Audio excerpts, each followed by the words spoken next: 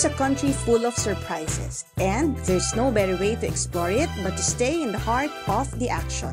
Ximending, where tradition, history, and gastronomic vibe beautifully collide, making it an ideal place to stay for a Taipei getaway.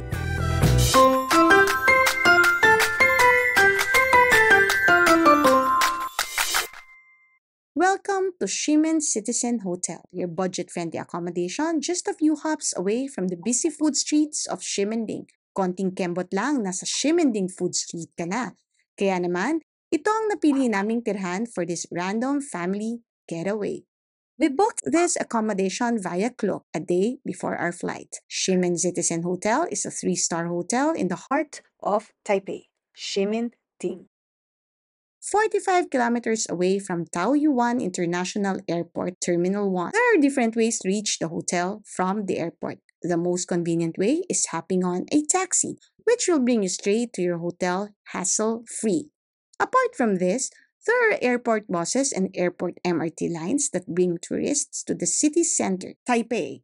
Airport bus number 1819 operates daily for 24 hours, leaving the airport every 15 to 20 minutes and drops tourists straight at Taipei Main Station. The airport commuter and express lines operate as early as 6 in the morning and bring tourists to Taipei Main Station, which is 1.6 kilometers away from the hotel. Commuter bus number 1961A brings tourists to Ximen Station but runs on an irregular schedule. With all those modes of transportation mentioned, we opted to take the taxi for a convenient journey in the wee hours of the morning with our luggage and children in tow. We paid 1,375 NTD for an estimated 35-minute ride. Ximen Citizen Hotel will launch you to your next Taipei destination in comfort. Bakit kamo? Dahil 10 minutong chill na lakad lang, galing dito sa hotel ang Ximen MRT Station, kung saan dumadaan ang green and blue metro lines, connecting you to different places in Taipei. Malapit lang ang estasyon na ito sa mga iconic na landmarks na gustong mapasyalan ng bawat turistang bumibisita sa Taipei, Taiwan. Tara, silipin natin ang loob ng Ximen Citizen Hotel.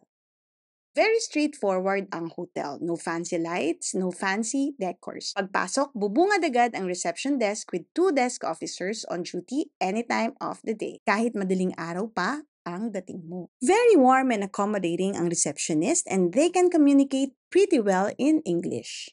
Just across the reception is the coffee maker and the microwave na available for guests to use. Beside it is the elevator that will bring you conveniently up to your room. Kasya ang 4 na tao na may tig-isang medium-size na luggage.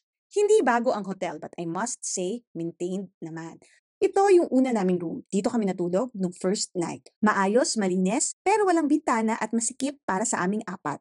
13,500 pesos lang dapat ang cost ng nauna naming room. Kaso, mas pinili naming lumipat sa mas komportabling room na may bintana. Tingnan lang namin kasi medyo walang windows yung room namin. So, amoy lang siya na parang kulog. We're trying to check another room with window kasi walang window yung room namin. So, may amoy ng konti. Pero okay naman siya. Gusto lang natin makita yung iba nating options dito sa hotel. This one, bigger. Mas maganda to. Tsaka mas mabango. May window siya. Kasi doon kulog. Parehas lang din yung size ng beds. Isang double bed, isang single bed. Pero ang difference kasi, it's bigger and then you have windows. May hanging nagsisirculate. Yan o, pwede mong buksan. You can open. So kung may extra, yung room with windows for better air circulation ang piliin nyo. Maaring may dagdag ng bahagya, but believe me, the little extra is worth it. Dalawa yung beds. Isang double, isang single. Overall, very basic ang room, pero lahat ng essentials ay provided for. May standard TV pero hindi siya smart TV ha. May kettle sa coffee and tea area. Meron ding small ref na functioning ang freezer. Perfect para sa pag-freeze ng aming mga bottled water for the next day's trip. May free bottled water, coffee, tea, and slippers for everyone. Generously replenished ang supplies every day without fail. Yung coffee and tea hindi namin nagagamit kaya iuuwi ko. Bakit? Kasama ito sa binayaran natin, di ba? Spacious ang vanity area na pwede rin maging working area. Pagpasok ng pinto ng room, bubungad ang shower and toilet area. There are small and big towels for each guest na pinapilitan din every day. Properly replenish din ang shampoo and body wash with a generous supply of toilet tissue rolls every day. Wala nga lang bidet. Take note, wala ring dental kit and other toiletries kaya don't forget to bring your own. Don't worry, there won't be a bad hair day dahil provided ang hair dryer.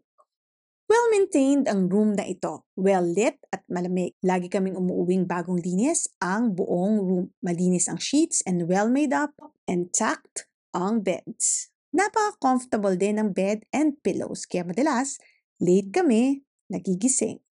Dahil nag-upgrade kami ng room, roughly 15,000 pesos ang overall fee na binayaran namin. That fee covers our 4-night stay. Not bad for a family of 4, ha?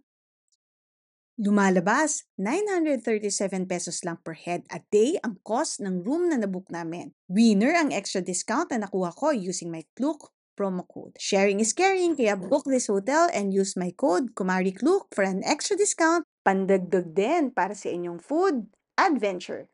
Whether you're a solo traveler, a couple, or on a quick weekend escape, the rooms here will give you comfort, privacy, and a relaxing space to recharge. From comfort to convenience, Ximen Citizen Hotel has everything you need for a fun, stress-free stay in Taipei. Book your stay and dive into the magic of Ximending. Stay tuned and watch our day one in Taipei. See you on my Taipei adventure.